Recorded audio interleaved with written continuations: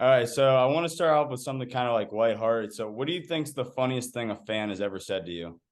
I've Yeah, had people say things that were really inappropriate. You know what I mean? yeah, In front of ladies in front of their husbands yeah, and husbands in front of their kids and yeah, stuff like that. And that I would rather not yeah. repeat. And I think my two daughters, can y'all hear me? My two daughters upstairs can hear me. But I've had people say things that were really special to me too. I mean, I've had people tell me that my music saved their life, and Yeah, uh, I mean, those are the things that stick out. Like that's been going on a lot lately because I'm getting ready to get back creative and like make my next bundle of songs, you know. And uh-huh. I've been and I always go through this time where it's like tour, tour, tour, tour. Then it's like create, create. Yeah, And every time I get to that point, create, create. There's this little thing. It's like, okay, it's time to create again. What you going to do now? And then on tour, this whole tour, at least once every show, I had someone come up to me and tell me how my music got them through a really tough time. And so that ain't necessarily funny or crazy, but no, but that's powerful. that's the most powerful thing. And it's been happening lately. And there's more powerful further back you go, but it's like the newest stuff is the freshest on me, you know? Mhm. So I have a question. When you're on stage and you're out there, does it ever hit you like how everyone's listening to you and like this just speaks to people and like really comes and Yeah, man, it does. And like the further I go, the more that it does because I've been making a living at music now for over 15 years. I've been more and more well known for probably the past decade. But Mhm. even before that, I was paying all my bills because I worked hard and I stayed on the road and did whatever it took, you know. Yeah. But I mean, lately I've had several, I guess you would call it like out of body experiences where I'm on stage and I'm so locked into what I do, and I take it very seriously. So I'm really prepared to do it at any time. And there's all these words coming out of my mouth, and I'm hearing in my in ears. And Yeah. sometimes I'll just like I'm sitting back witnessing and hearing all this. I'm like, I don't even realize that I'm saying the words, and Yeah. you know what I mean. And Yeah, it's like no, it's one of those things. It's just like you feel like it's like a higher thing, like saying, and it's for just sure, man. crazy.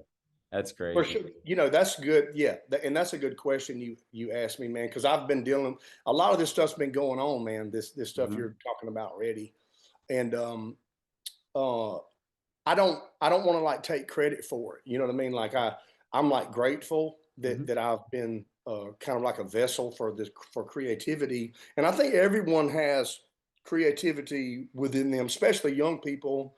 And I think when we go to school and we get into society or whatever, I think that like the creative people are not always in charge. You know what I mean? So it's like the creative people. It's almost like they push the creativity away and want you to do everything this way. Yeah. You know, and and like that's why little kids. I think all little kids are artists. You know, they all want to draw and paint, and then like it kind of gets beat out of them. You know, Mhm. and I'm fortunate that it never got beat out of me. You know, I was always trying to draw a picture or and my dad was a brick mason, so I was around masonry work and like Mhm. stuff, you know, Yeah. creating things. Uh, and so that's never left me, you know, no matter what they were talking about at school. I was always trying to figure out a way to make something cool.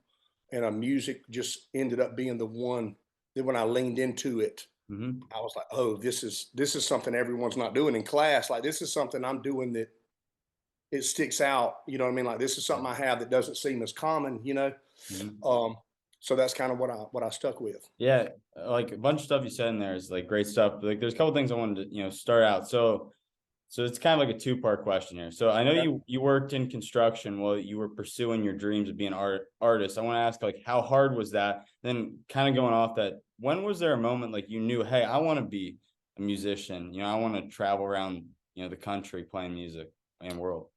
Um, well, yeah, I was well, I worked for my dad most of my younger life, and then probably in my mid 20s, I was really good at what I did. You know, my dad is like a Mr. Miyagi level Yeah. ninja, and he's 71 now, so he's slowing down a bit. But this guy is like, you know, his generation, they worked to eat, you know, and I worked because I wanted a cell phone and Jordans, you know, and a new car. Yeah. Like, It was a different type of dynamic as Mhm. far as my motivation.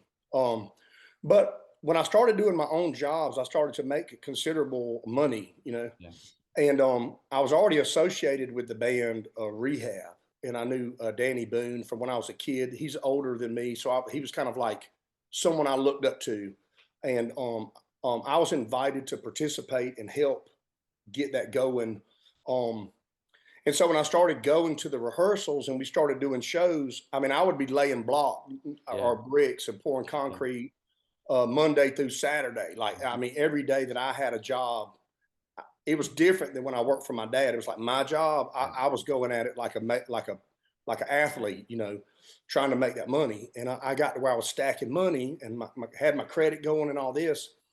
And so I noticed, the rehab shows went from like one a week to two a week, five a month, and then we had demand all over the country. Yeah. And so I was thinking to myself, I was finishing this job where it was a pretty good paying job, and and I just went and bought man, I'm pretty spiritual, you know what I mean? Like, Mhm. and it was on me that like, if this is truly what you're going to do, no, you're going to do it or you're not, right? So I went and bought a van and a trailer. So I pulled up at band practice with a van and a trailer. Like That's nobody told me to get a van. Nobody gave me. So it's like, these people want us in Colorado. These people want us in Seattle. Like, here we go. Let's go. And that's kind of when I made the decision. And it was just kind of on me to jump. And so I spent several years, 8 or 9 years with rehab as a part of it. I was never like the head of it, but I yeah. was like I feel like I was a spark plug in it. I go get it, whatever, however far the drive is, 20 hours, I'll drive it. Mhm. If they're paying this or that, whatever, we'll make it work. We'll make it up selling t-shirts. I'd go sell the t-shirts. I'd do whatever was needed. I'd get on stage and be Danny's hype man, or we would do songs me and Danny had together. Yeah. It was just on me to do it. And I knew that the experience and the education I got from that would come into play later because I know that I'm an artist. I'm not always going to be able to just exist as a player on the team. I'm going to have to, my creativity is going to be the center at some point. And the sooner I get started, the sooner I'll be ready to lead the game. And that's what happened. And from 2014, the last rehab show was on a Sunday, and the first Demon show was that Wednesday. And I haven't stopped.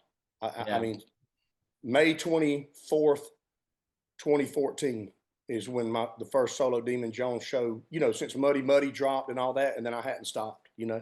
steady the whole. It's kind of funny because like you took a big risk, but you talked about like spiritually. I Yeah, almost it feels like it wasn't a risk for you because you were able to rely on your spiritual to help you with that. Is that fair to right. say?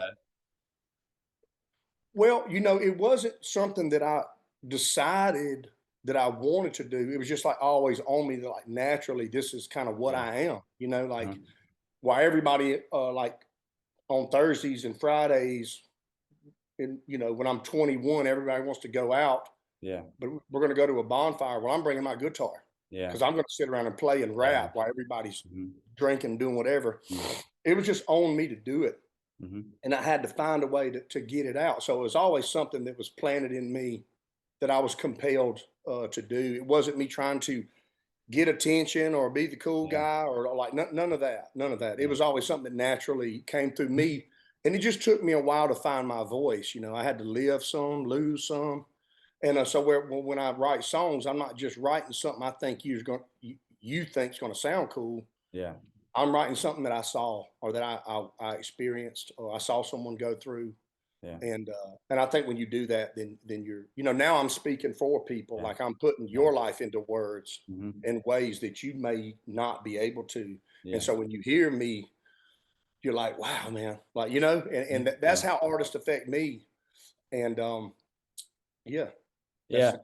So I could be wrong with this one, but you opened for Hank Williams, Toby Keith, and Kip Moore no, I don't recall that. because they put that on one of your bios. I was gonna ask. You know what, man? The internet is something else, man, and Wikipedia is like the worst. Like I Yeah. read it one time, I'm like, who does that? Yeah. Like just they got my net worth flying around. I'm like, who Yeah. asked me what my net worth was? Yeah. Like No, that's great. That's on me. it I'll is I'll just crazy. I'll just edit that right out. I'm Yeah, sorry yeah, about that's not that. true. That's not true. Yeah. Now I know some of those guys, like, Yeah. and I know Brantley. I mean, I know a lot of those guys, Yeah. and but I've never. Yeah. like went and pulling on shirt tails, trying to hop on things. I try to like, and I never go on tour saying, "Hey, y'all remember me from rehab?" Like, Yeah. you know what I mean? I let my stuff stand on its Yeah. own, Yeah. and I take the experience from, I've toured with Kid Rock. Rehab Yeah. toured me. I was on the first Kid Rock cruise with Rehab. We've toured with Uncle Cracker, several other really really cool bands, Mhm. and Rehab even toured with Linkin Park before I was involved. Like back in Mhm. the day, before I was involved at all, they toured with Linkin Park right when the Hybrid Theory came out, Yeah. which was a few, was years before, Mhm. 4 or 5 years before I had anything to do with it. When they were first getting going. But yeah, man, there's a lot of cool history, and man, a lot of the people that are making it right now, I've known a lot of these people: Mhm. Bubba Sparks, Colt Ford, the Lax, Georgia Boys, Moonshine Bandits, Chris Calico, Ritz, Yellow Wolf, um, Adam Calhoun, Upchurch. Uh, I mean, I've known these guys Yeah. before the listeners knew the guys. You see Mhm. what I'm saying? Yeah. Like I knew them when they was not dropping music. I knew Colt Ford before Ride Through the Country. I knew Bubba Sparks 23 years ago. You know what I'm saying? Like, That's crazy. you know what I mean? I was associated. I was in the rooms with them. I was writing songs that would end up using. So I've been involved in the country rap thing since it was just an idea. Yeah. Like I was in the room playing the guitar, laying down stuff that would become songs on Colt Ford's Mhm. first country rap album. That was that's a gold record. I got a gold plaque for it in the basement. That's yeah. That's amazing. Yeah, Um, man. yeah, so your tour is the Straw Hat Tour. I wanna Yep. ask 2 things. One, what's the significance behind the Straw Hat? And then one, how and then second, how's the tour been?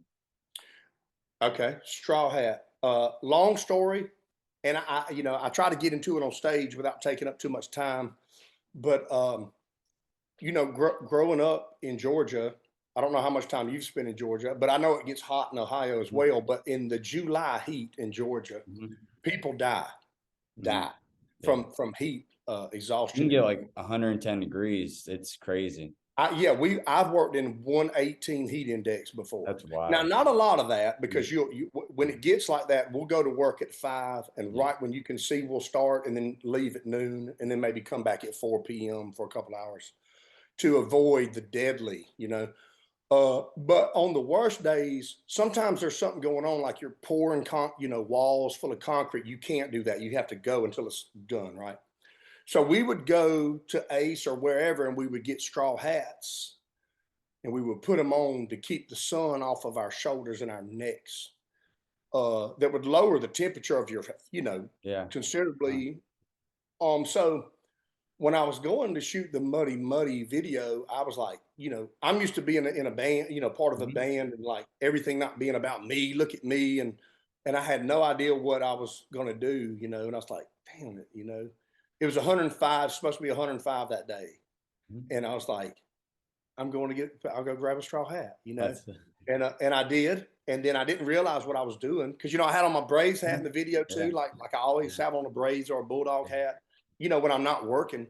Um, so uh, the straw hat thing, I didn't realize the significance that would hold. I was doing it because it was literally 105 degrees, and that would be what I would normally wear to work if it was 105 Mhm, degrees. yeah, And so that night, because all day people were asking me, "Man, I need a straw hat." Like they were trying to get my straw hat. At the video shoot, there's like 5,000 people. It's Mudbog, and so me and my wife, I wish I had my hat case in my truck. We just sat like this in my laptop, took a selfie with this camera, yeah, drug it into Illustrator. My beard was a bit shorter, of course. yeah. Traced my head in Illustrator. In 5 minutes, then my logo was born. Me and my wife That's sitting in that crazy. chair right Yeah, there. And I still got the Illustrator file with the date on it, so like no one could ever steal it. And I've had yeah, people like put it on their stuff and like sell it, and I'm like, "Hey, boss, yeah, you don't have permission to use that. That's my head. You know what I mean? Like yeah. that's my That's head. crazy. Yeah, take it down." That's Like amazing. motorcycle racing teams and stuff like this. I'm like, "That's cool. I appreciate it, but you can't Yeah, can make you one, but that's my head on your stuff, and you didn't say wow, nothing to me." And they're yeah, trying to sell it. mhm, But So, and then I started doing shows with it, and I didn't even have them. I just had one, you know, Mhm. and everybody's trying to steal my hat. I'm like, well, man, I guess I need to find out where to get straw hats. So now Yeah. I buy them by the pallet, and I can't keep. I mean, I got a stack of them in there boxed up right now that we ship out today. I mean, I sell a dozen or more a day on average That's on crazy. my website, and then I'll sell Wow. 30 to 50 a show That is usually. insane. It is insane, and I don't see that's something I wasn't even thinking that fell in my lap, and like a noticeable logo in the world is a very is one of the most powerful things in marketing. You know, Nike, McDonald's, like you don't got to see the word, you can just see the logo and you know exactly what it is. Mhm. And so a lot of my stuff doesn't even say demon on it anywhere. Yeah. You know, it doesn't say demon Yeah. anywhere. It just has Yeah. this logo. Yeah. And then you know what it is. Some people know what it is, you Yeah. know. So you mentioned Money Muddy in there. Some people attribute it as like your breakout single. Do you think that was going to be as popular as it was when it released? Or actually, this is kind of a better one. When you release songs, do you know which ones are going to like do well versus like, Absolutely not. I used to think I did, yeah. but once Backyard Lullaby blew up, I had, you know, I was hopeful, you know, and I know that I'm good at what I do. You know what I mean? I understand that I'm blessed in the art of lyricism. You know what I mean? I know that I'm blessed. I've spent, you know, decades, and Mhm. I've got my 10,000 hours. You know Yeah. what I mean? Mhm. I've had my 10,000 hours of Mhm. chewing up a notebook and staying up all night trying to make these Mhm. two lines work. Um, Easy 10,000 hours. So with Muddy Muddy, it was so different. You know, I was coming out of a band that's like popular for a certain sound, like a rock rap Mhm. type Southern swag thing, uh, with some country and rap and all this.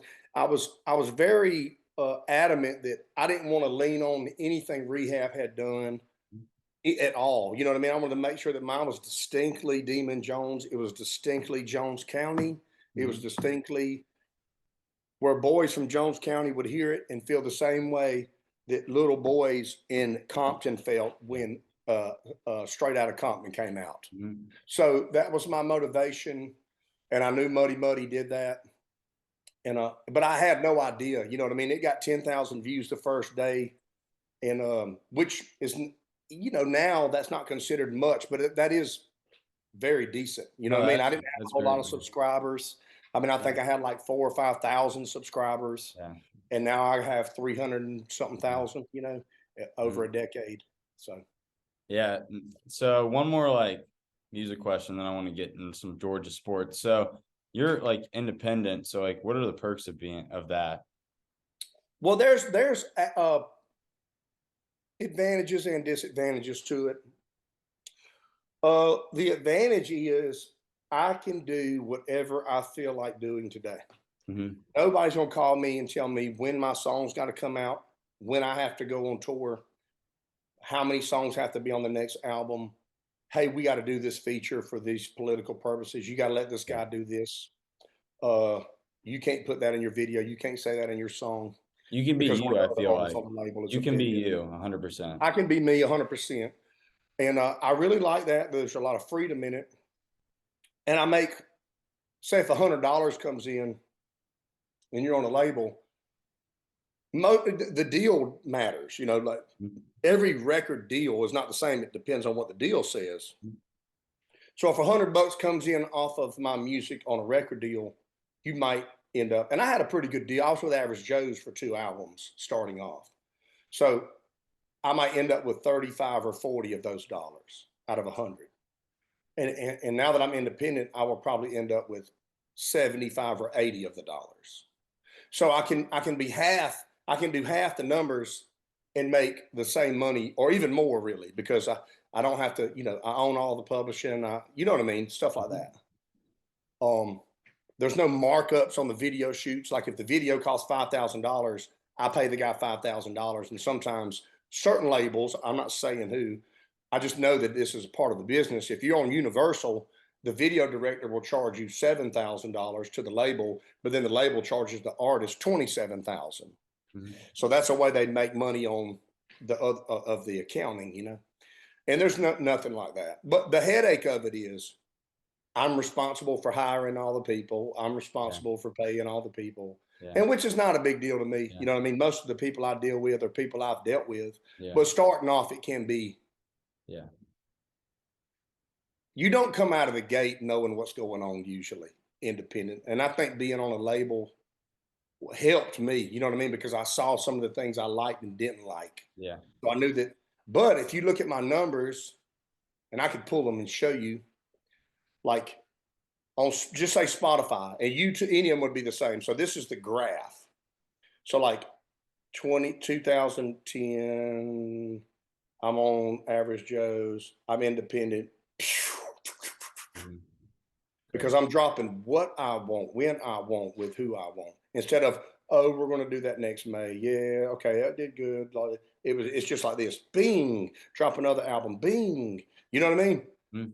And so this signifies a better standard of living for my wife and children. Yeah. There it is. That's what I prayed for. Mhm. That was the record deal I made with myself. It's like I wanted to. Yeah. I don't necessarily want to be on Rolling Stone magazine. That's not my goal. I want to sustain my life, care, give my family a good life, be an asset to my community through my music, and I've done that. So I have to set some new goals because I really reached most of them. I might have set them too low, maybe. And I heard Jelly the other day talk because I've known Jelly a long time Yeah, before I that was worked. my one question I was gonna ask because I forgot to ask that question. So I was gonna ask, what was it like working with him? Because I know he was on one of your songs. Yeah, I've known him for. I mean, I've been a fan of him since he got out of jail and posted that 10-minute freestyle thing. But and see, he was underground running for a long time, and he knew who I was. They all knew who Rehab was because we was like the hardest working Mhm. underground band there was there. I mean, we did 250 shows a year for That's wild. years, and like 75-day trips in a van. So it's like people that was in that world trying to get it going knew who we was, and he knew who I was. So I was trying to get him, and everybody didn't know who he was, right? Like Mhm. I knew who he was. In 2015, 2016, did you know who Jelly Roll was? No, I'm gonna be honest, I didn't. Okay, so that's when we did Bronco, right? And Yeah. it was very important. And if you look on the Beast album, it's Colt Ford, Smo, Jelly Roll, Alexander King is someone who I've known Crazy. for a long time, Dang. and then Noah Gordon on Backyard Oh, Lullaby. mhm. I think that's it. And I think Kid Rock's a guitar player. Jason Krause was on a song. Well, so you see, I regard him as this. Mhm. Then like I already knew what he was, and we're friendly and we know each other. But like he's blowing up now, and the last thing I'm about to do is call him and Yeah. ask him for anything. I'm just going to say, "Go Jelly, Go go get it, Jelly. get it all." You know what I mean? Like I'm just Yeah. clapping. Mhm. But I didn't grow up with him. You know what I mean? He's a Nashville cat. I'm a Mhm. Middle Georgia cat. But in the circles, we know each other, and I, Mhm. I have a strong respect for him, and I'm just a cheerleader right now. You know what I mean? I hope he gets everything he wants and then some. But I heard him on a podcast the other day say, "Man, I set my dreams too short." He said, "I got to come up with some new dreams. This is crazy. Wild. So I guess I got to do that too. Like I have no um, concept of like what you don't know what your potential is. We always sell ourselves short. We don't know what we're capable of. Like, man, you could be as the next Joe Rogan. Like, if you Yeah. don't think so, then maybe not. But if you believe it is, then you might be that next guy. Might be the next Spotify $100 million man. You don't. That If you that's say you that's the ain't, then you goal. ain't. If Yeah. that's the goal, then there it is. You can do And it. it's He did it. Yeah, and like the thing is like I feel like just like putting out content where people can like actually relate to and like get people you actually want on and like stuff. Because if it doesn't like speak to people, it's never gonna do well. You know what I mean? So That's right. Absolutely. Just be honest and be straight up and talk about the things. Like a lot of the stuff you're asking me is stuff people haven't asked me. I mean, the people that are interested in me will find that cool. Some mhm, people won't care, but yeah. what if my next song is the number one song in the world and then this podcast is 2 months old? It might get 78 million Yeah. views, Yeah. Yeah. I I want don't to know just what song I'm about to write. I don't know yeah, how good or I don't know how everybody's going to like it. I have no idea. You know what I mean? yeah, that's true. It's wild. So you're a Georgia sports fan. It's safe we can assume it. So Excuse me. Bulldogs and Braves. I don't follow NFL. I don't follow NBA. Zero. I don't do none of that. It's Georgia Bulldogs, Atlanta Braves, and the school where my kids go. That's yeah. it. So being being like a Georgia Bulldogs fan and now in the Braves. So what's like the greatest memory watching sports from those two teams? Like is there one memory that sticks out? Let me. When I was a child and Sid Bream scored from second base because we were raised Braves, man. Like my mom, my dad likes the Braves, but my mom is from Atlanta, and the Braves is just. I can tell you everyone that was on the team, say the year. You know what I mean? I can almost tell you who led them in batting average. Uh, and they sucked so bad for so long, man. Like Dale Murphy is like to me is like Mickey Mantle, right? It's Mhm. like when you say Dale Murphy, you're saying like, oh man, he's like the greatest Brave ever, right? And statistically, Chipper Jones is probably superior, right? Yeah. But in my childhood, Dale Murphy's like the man, and then they traded Dale Murphy to the Phillies, who are like, Well, the yeah. same. It's like It's like Freddie Freeman broke and the our Dodgers. It's heart, like right? Freeman and the Dodgers. That's sad. Broke our heart, Yeah. And then the Braves started winning. Hmm. They didn't win with Murphy ever. So then they started winning, and then that year when Francisco Cabrera hit that ball and Sid Bream scored from second, our house. I remember it. It was so long ago, and I was so young, but it came. I remember that like it was yesterday. I Hmm. mean, our house went crazy. And then they got smashed in the World Series a couple times before 1995 when they finally won it.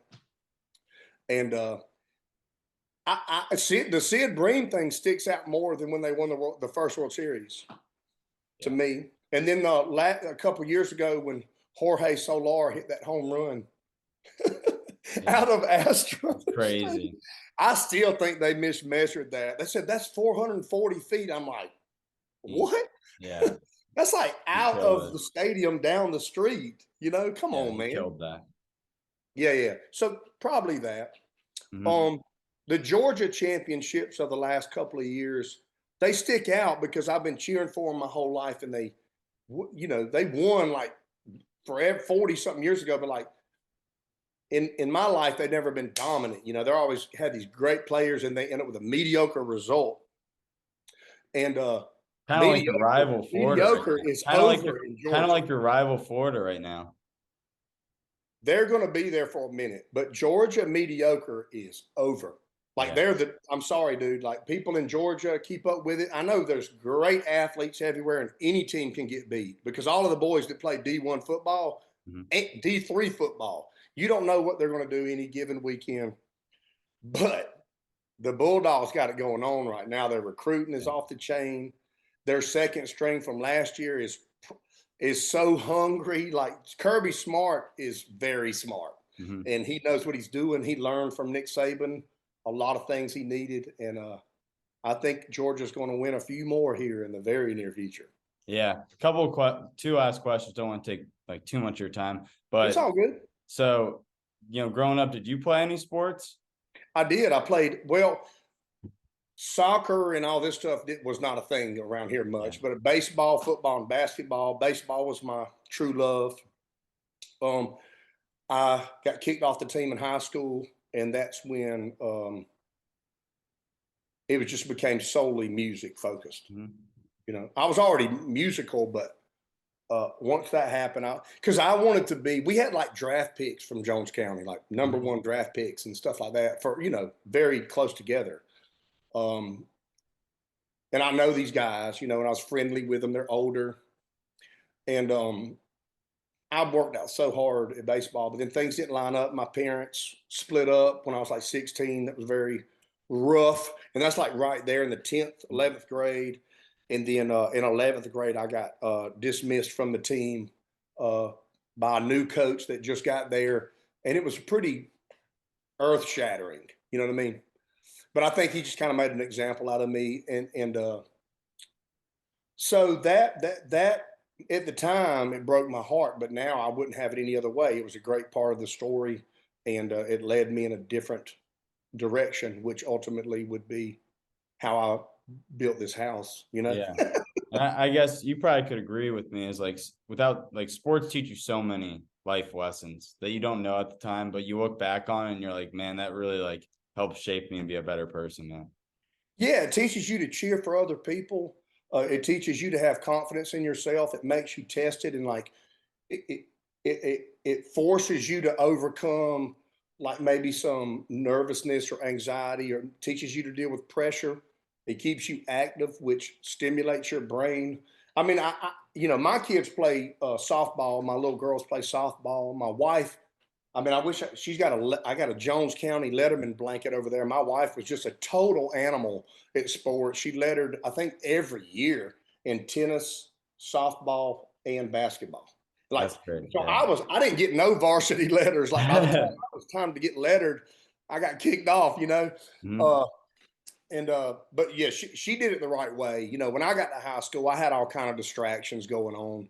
This over here, that over there, girls, being cool, all this stuff that a lot of teenage boys deal with. I went through it too, and I just couldn't focus on Mhm. like schoolwork's important, showing up is important, Uh, I was a little more focused on being cool and Mhm. being this and doing dumb stuff with my friends, Yeah.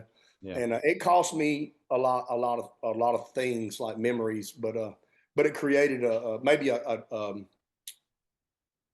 period of difficulty. You know what I mean? Like in my teenage, into my early 20s, that overcoming that difficulty is what gave me the songs, Mhm. is what gave me the drive to create more real stuff. Yeah. It's just part of my story. But I still love sports, and I still love Jones County baseball. And Yeah. I give to my school. I'm an alumni there. Mhm. They got my logos on the scoreboards. I do a charity concert every year and give the money. Yeah. I've given, I don't know, well over $100,000. The last 5 years, into special education, to the teachers, to the buying the band instruments, That's buying the awesome. basketball team shoes. You know what I mean? Like Yeah, it's whatever. You know what amazing. I mean? Yeah. I'm Jones County boy, Through and and through. that's my school. And I got kicked off because of me. You know what I mean? So I don't, Yeah. it ain't my community's fault. Yeah. So this is the last question. I always finish off with it for whoever I interview. So when your career is over down the line, how do you want to be remembered? Hard worker, great guy, best live performer, period. Yeah. And Well, you know what? And I put effort into helping other people. You know what I mean? mhm. I put effort into helping other people. I did. That was one of my goals, not to make it, but to be relevant in the careers of other artists that were trying to do the same thing. I'm not a hater. I don't got a jealous cell in my body. I like to see people win. If I can Mhm. tell you something that saves you a year, if I know this guy over here, because I know kind of everybody that's trying to go, right? I Mhm. know all these people from my journey. I know this guy's looking for something, and I know this guy got it. I will call this guy and let him know that. You know what I Yeah. mean? Mhm. And I've made an effort in doing that. It ends up being a big headache a lot of times, Mhm. but also a lot of times it ends up being a difference maker for these other people. Mhm. And we don't go around clapping me on the back, but I know in my heart that I did the right thing. You know what I mean? Yeah. That helped someone on their journey just like I am. And that's as important to me as being remembered as a great artist. Mhm. Well, Dima, first off, I appreciate you doing this. I look forward to seeing your show in Columbus and meeting You, you. So you are coming, right? I will be there. And then All my, right, cool. my my one buddy, he's taking photos for you guys. And so I Okay. really appreciate you just taking the time and everything. It means a lot. No, man, I'm honored to do it. Go dogs. And hey, Buckeyes are dope, man. Y'all almost got it I'm, last year. I, That I dude, might have that to bring you a quarterback. Buckeye hat so you can wear it on stage. Yeah, I can't. I have to wear the straw hat on stage, man, or I might get assassinated. Well, But hey, listen, if it hit, this is funny. every time I play a show in Florida, I scream "Go Dogs" from the stage. Even Gainesville, You Jacksonville. have to. You Oh, have to I let do them it. know who you are. Auburn, Florida, any SEC Yeah, state, and I'm on stage, they yeah. get a "Go Dogs," and they just had to hate me or get over it.